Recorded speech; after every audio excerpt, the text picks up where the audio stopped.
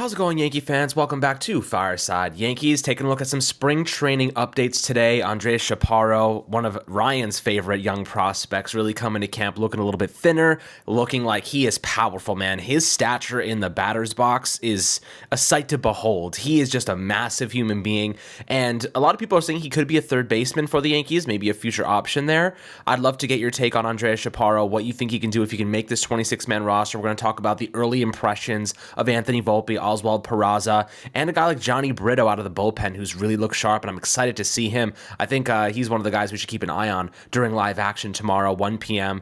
Against the Phillies, so going to be really fun to see some of these youngsters really take on some live talent and showcase what they can do in a live setting. You know, batting practice against your own guys, the pressure's down, there's really not much energy going, so it's a little bit of a different kind of element and a different kind of scenario, but these live action games should give us a lot of sample size, and hopefully we get to see some significant at-bats for the main prospects here that we're hoping can make the roster. But Ryan, before we dive into it, how you doing tonight, my friend? Yeah, I'm doing great. Looking at Andres Chaparro, you guys mentioned you mentioned just how powerful he is right now. He's someone who's put up monster exit velocities before. We've seen him clock it up to over 112.5 miles an hour. In the Arizona Fall League, apparently he hit a ball 117 miles an hour, but sometimes those exit velocities could be misreads, but he definitely can hit the ball really hard. And a big thing here, and I detailed this a little bit in an article I have coming out probably around the time this video comes out or maybe later. Chaparro is someone who pulls the ball plenty, so he gets out in front of the baseball, which should allow you to generate higher distances on your fly balls, and he hits plenty of them. But typically that comes with the trade-off of making earlier swing decisions, which makes you chase more, and that should make you swing and miss more inherently. But Andres Chaparro walked over 9% of the time last year and struck out under 20% of the time last year. So this is a guy who already knows how to get out in front of the baseball and pull it. This is a guy who already knows how to generate his game power, raw power into game power, as he hit 20 home runs and under 300 at bats last year. And then the most important thing here is he can consistently make contact while making these early swing decisions. This should allow him to really translate to the major league level very well, because worst case scenario, if he's having whiff issues, he can kind of dial back the pull rate and sit a little bit back a little bit more, and that could allow him to make a little more contact or adjust to better breaking pitches at the major league level. The power is just so darn good. And you mentioned the frame. A couple people down there have talked about just how he looks like he is just in the best shape of his life in terms of having muscle and really looking like someone who can generate power pretty easily.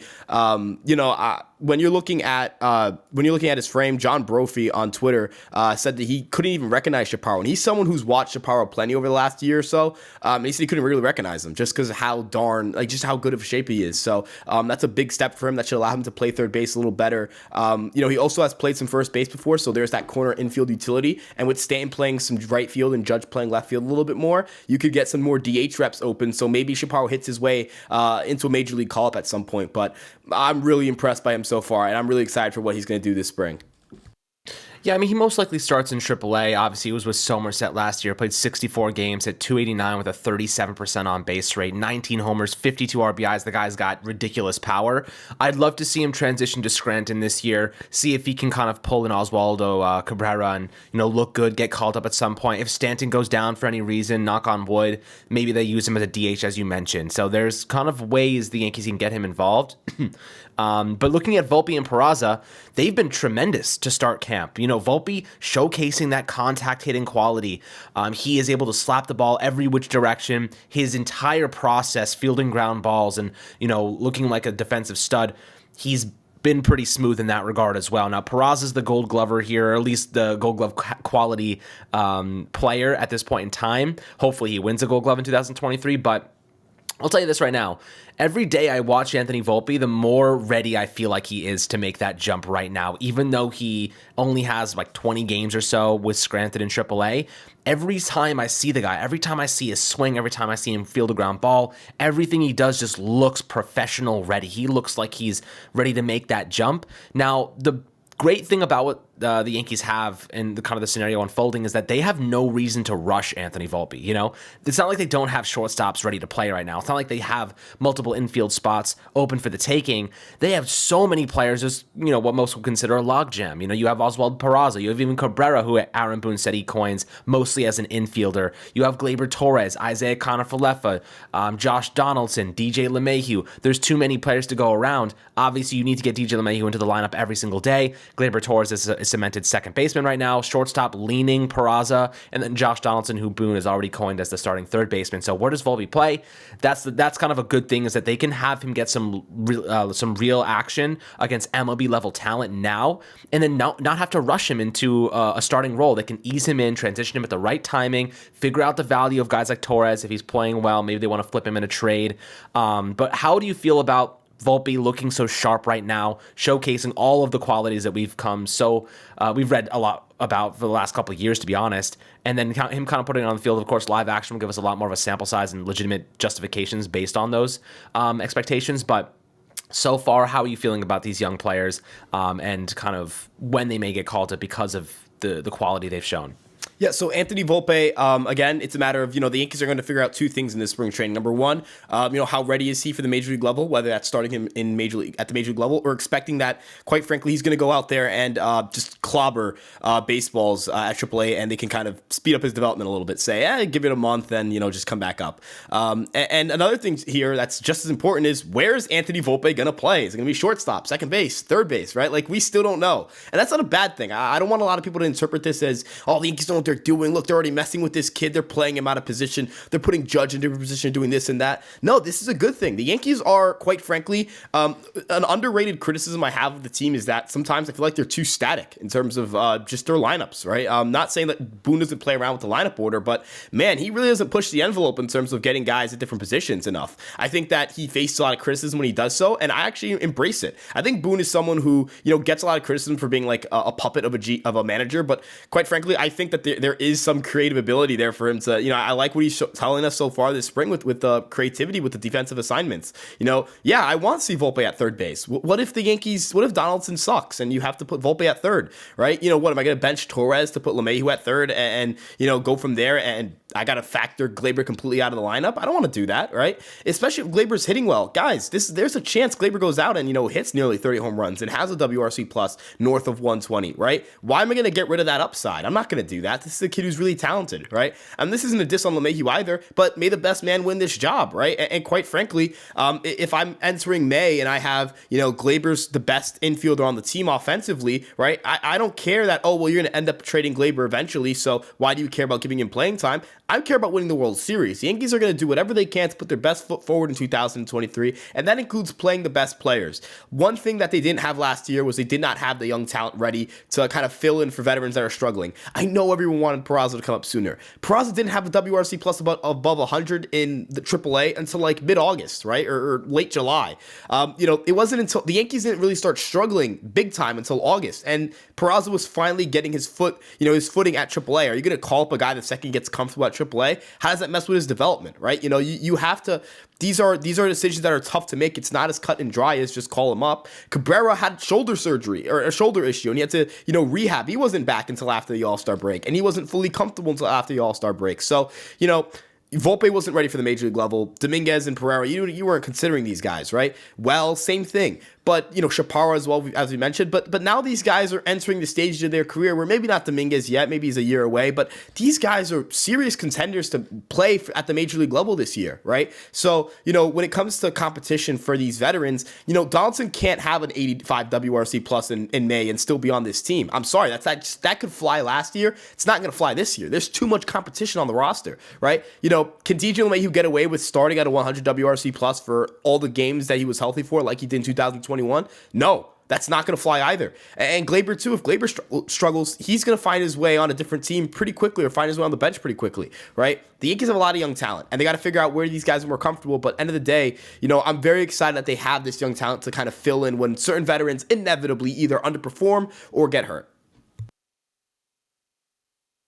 Yeah, and I think that's a really good point, is that we have too much great young talent to be idly waiting for, these veterans to like bounce back from bad performances. Aaron Hicks has like 2 years of down play. If he's struggling again, give the job to Oswald Cabrera. Let him get a crack. Try to roll with a hot hand. If Josh Donaldson can't hit the broadside of a barn, you got a bunch of different guys who can play third base. DJ LeMahieu, they're working out Volpe there. They're working out Peraza there. There's so many things that we can do to avoid going through these bad stretches of veteran play. And ultimately, like, the Yankees don't have to kind of live through it anymore because we have these young guns ready to make that transition now. Peraza, you saw the home run yesterday, Ryan. I think you posted it on the socials. He absolutely freaking murdered that baseball, and he walked away like it was nothing. Underrated power. His pull power is pretty solid. He's got great defensive traits. We already know he has a Gold Glove level glove.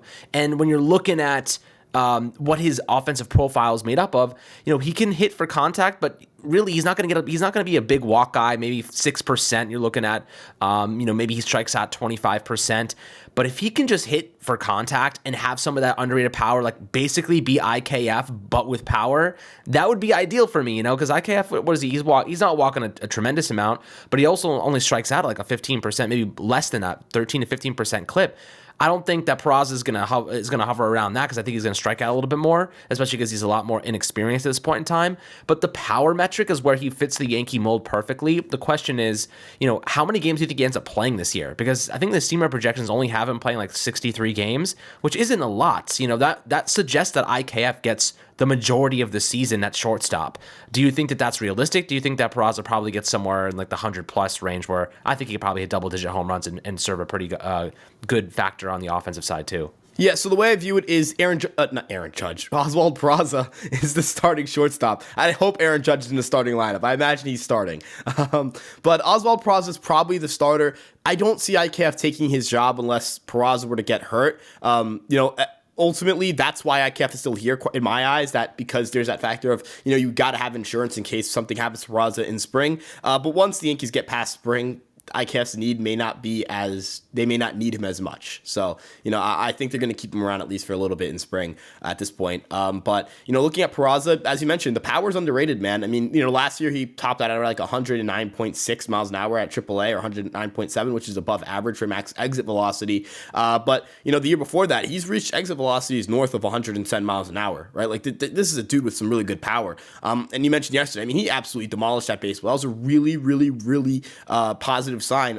Quite frankly, if Oswald Peraza can give you, 130 games, 140 games of elite defense, good base running, which he's done in his whole career, which not even just good, excellent. He's been an excellent base runner, and gives you a 95 to 100 WRC plus. That's a 3 to 3.5 WAR player. You just want that WRC plus to improve throughout the season, right?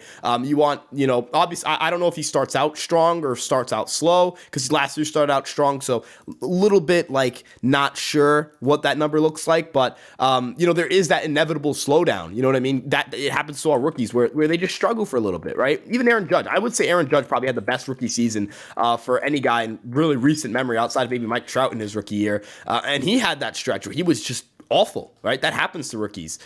So end of the day, Peraza, I think, is the starter. I think Steamer's low in his games played because, as you mentioned, IKF is still on the roster. So, they don't really have the same adjustments for playing times that we have. Like, we can kind of assume, we kind of know that Peraza is going to be a starter. This happens with relievers too. They'll have guys, project to pitch 50 innings that aren't really a lock to make the roster. But end of the day, man, Peraza is really, really, really darn good. I think he's a really talented player. And I think a lot of Yankee fans are going to be upset if he's a league average hitter. But I quite frankly would say if he's a league average hitter, he's going to be a really good shortstop at the major league level because of the other things he does very well. Absolutely. And you know what I love the most about all of these guys is that none of them are distractions. We talk about the tangible traits, but how about the intangibles, the leadership qualities, the good persona, the good character of all of these young prospects? Oswald Cabrera, the guy is just a walking ball of energy. He's like the Energizer Bunny. You love to have a guy like that who can really make things happen. When he makes a big play, he lets everybody know he's fueled by that energy. Oswald Peraza, same thing. He's calm, he's cool, he's collective, he's doing his job, he's doing what he's got to do to make this roster. Anthony Volpe, you might not find a more confident guy than that. And the reason he is confident is because he puts in the time. Anthony Volpe is great, not because he is physically gifted. It's because the guy has worked day and night for his entire life for this opportunity, and not to say the other guys haven't, but Anthony Volpe was born and bred to do this. You know what I mean? Like he's like one of those like show dogs. Like he is supposed to be, this is what he's supposed to be. And it's finally coming to fruition. We're finally seeing all of those tools right in front of us, because I know a lot of people aren't watching the Somerset games or the Scranton games, and we're not seeing it in live action. But now spring training, all eyes are on these guys. We have firsthand access to it, and it's really fun to kind of see all of these tools right in front of us where we can digest it and say, this guy's a freaking stud. So I'm excited, guys. I know you guys are. We'd love to hear perspectives on guys like Andres Chaparro, Johnny Brito, Anthony Volpe, Peraza. Obviously, we're going to be discussing these in detail tomorrow. We have our first game, so we'll go through all the top performers, and obviously a lot of information will come from that, and we're excited to break it down for you on Fireside Yankees. But as always, my friends, make sure to like and subscribe as always, and we'll catch you guys on the next episode.